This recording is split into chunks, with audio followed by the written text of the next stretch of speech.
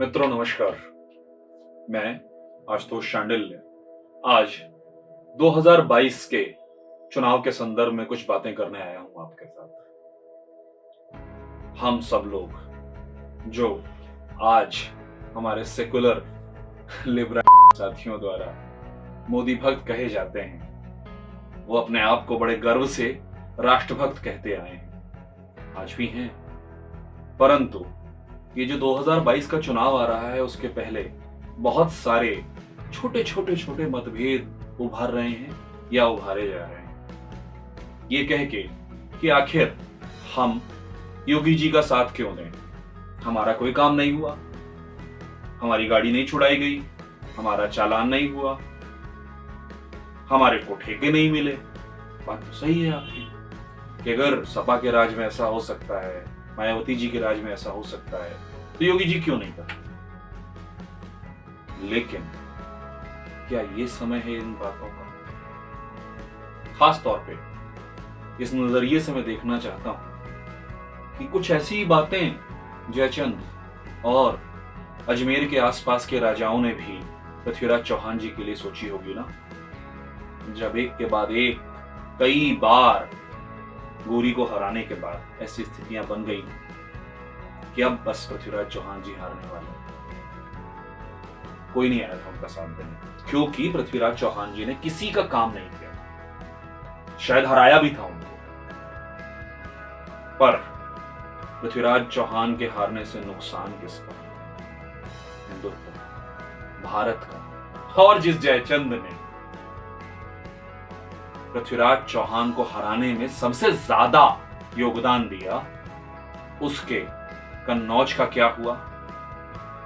गोरी की सेनाओं ने वहां की स्त्रियों, बच्चियों के साथ बलात्कार किए, मंदिर तोड़े, सोमनाथ टूटा और न जाने कितने छोटे मंदिर तोड़ दिए गए, विध्वंस कर दिए, न जाने कितनी स्त्रियों की, बच्चियों की आबरू लूटी हुई।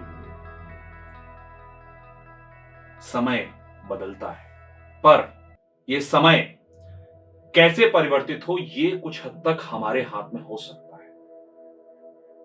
साथियों, राष्ट्रभक्तों, मां भारती के योग्य पुत्रियों, आज ये समय है जो शायद इतिहास को बदलने का है। शायद वैसा ही समय जैसा जयचंद के पास आया था, शायद वैसा ही समय जैसा हेमू की अकबर से पराजय के ठीक पहले था, या दारा शिकोह जब औरंगजेब से हारा, सरदार पटेल जी को अलोकतांत्रिक फांसीवादी तरीके से इस राष्ट्र के नेतृत्व से वंचित कर दिया गया।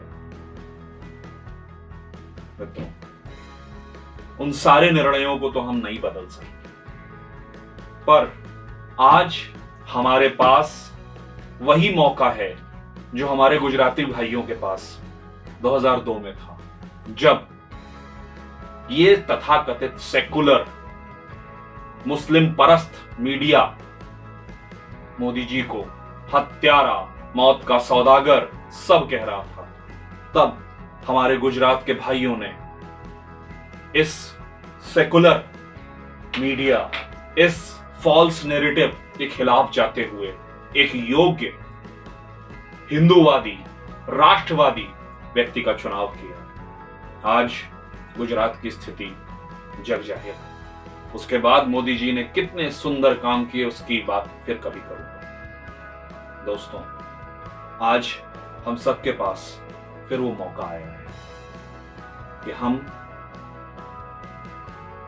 मुल्ला मुलायम के, उस मुल्ला मुलायम जिसने निहत्थे कार सेवकों पर गोली चलाया, उसके सांप्रदायिक मुस्लिम परस्त बेटे